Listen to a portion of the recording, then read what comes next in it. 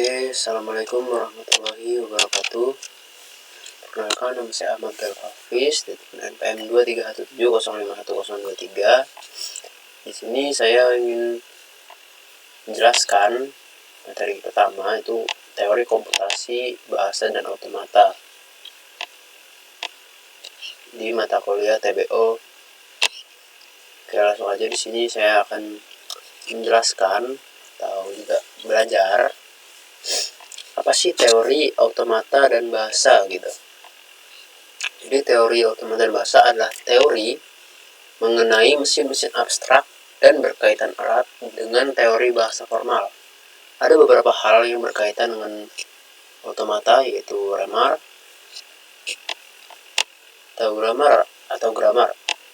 adalah bentuk abstrak yang dapat diterima atau diaccept untuk membangkitkan suatu kalimat automata berdasarkan aturan tertentu. Kemudian arti tersendirinya gitu. Ada teori komputasi. Komputasi adalah urutan langkah-langkah sederhana disusun dengan sistematis yang mengarah pada solusi masalah. Masalah itu sendiri juga harus didefinisikan secara jelas dan tidak ambigu. Langkah-langkah dan prosedur pemecahan masalah tersebut harus dijelaskan menggunakan istilah yang sangat spesifik. Jadi itu harus jelas gitu. Kemudian teori komputasi berkaitan dengan studi bagaimana persoalan atau problem dapat diselesaikan, problem solving gitu. Problem solving pada sebuah model dengan menggunakan algoritma. Ada beberapa algoritma yang tersedia untuk menyelesaikan permasalahan-permasalahan gitu. Kemudian teori automata. Teori automata mulai dikenal pada abad ke-20 ketika para matematikawan mulai melakukan penelitian terhadap mesin, baik teori tentang mesin ataupun harafiah berbentuk fisik dari mesin itu. Mesin-mesin tersebut dibuat dan dikembang dengan meniru kemampuan manusia. Jadi mesin-mesin itu ya bekerja layaknya manusia gitu. Jadi mesin itu bekerja untuk membantu manusia dengan meniru kemampuan manusia untuk memudahkan manusia itu sendiri.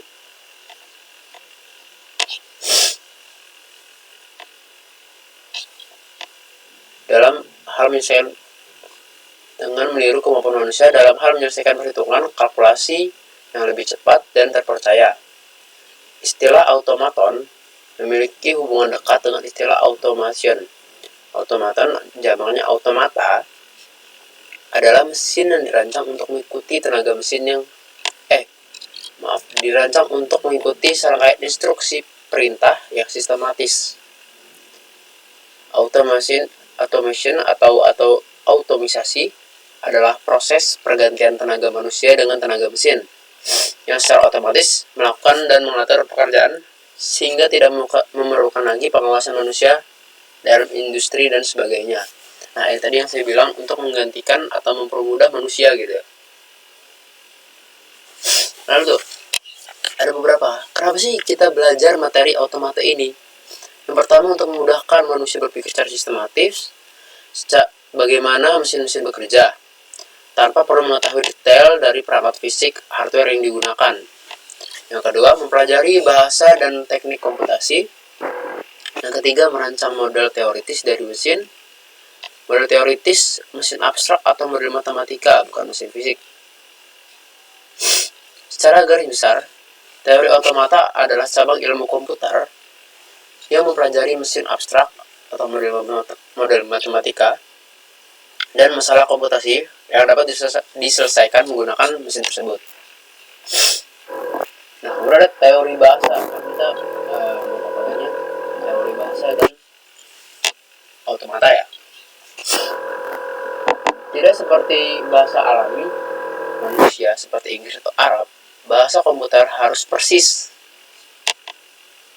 baik bentuk sintaks dan artinya atau secara sistematis. Jadi itu nggak boleh ada berbeda sedikit pun, kalau berbeda pengertiannya juga berbeda gitu. Untuk dalam mungkin ada yang misalnya huruf kecil, huruf besar, atau ya kayak gitu aja sudah harus sama persis, nggak boleh ada yang berbeda gitu. Harus digunakan tanpa ambiguitas sehingga pemrogram dan komputer dapat mengetahui apa yang seharusnya dilakukan oleh suatu program. Untuk mendapatkan tingkat presisi yang tinggi, para perancang dan pengguna bahasa komputer menggunakan notasi formal atau baku pada sintaks dan semantik. Otomata dan teori bahasa. Hubungan di antara bahasa dan otomata adalah bahasa dijadikan sebagai input oleh suatu mesin otomata. Selanjutnya, mesin otomata akan membuat keputusan yang mengindikasikan apakah input diterima atau tidak. Perbedaan antara bahasa komputer dan bahasa komunikasi adalah sampai sekarang belum diketahui bagaimana cara manusia mengartikan bahasa, sementara dengan pasti dapat mengartikan bahasa pada komputer. Noam Chomsky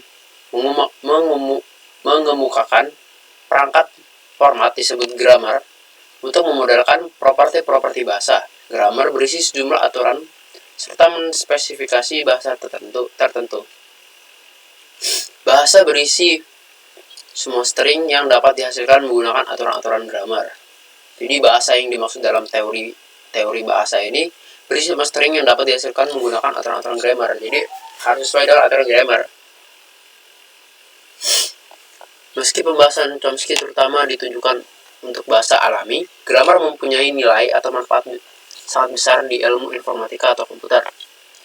Karena pencapaian ini digunakan untuk mendeskripsikan dan mendefinisikan sintaks bahasa pemrograman dan bahasa-bahasa formal lainnya.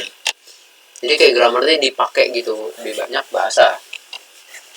Grammar diterapkan pada perancangan kompilator dan bidang-bidang di ilmu komputer. McCulloch dan Pitt mengemukakan abstrak sederhana yaitu finite automata untuk memodelkan neural nets.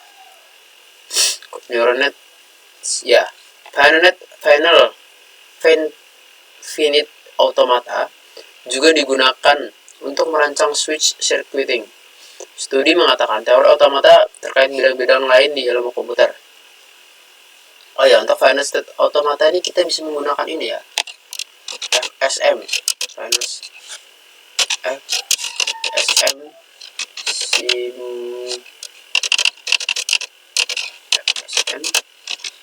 simulator bisa nih, Ivan Zuzak ini atau Ivan Zuzak kalau nggak salah namanya. Ivan Zuzak.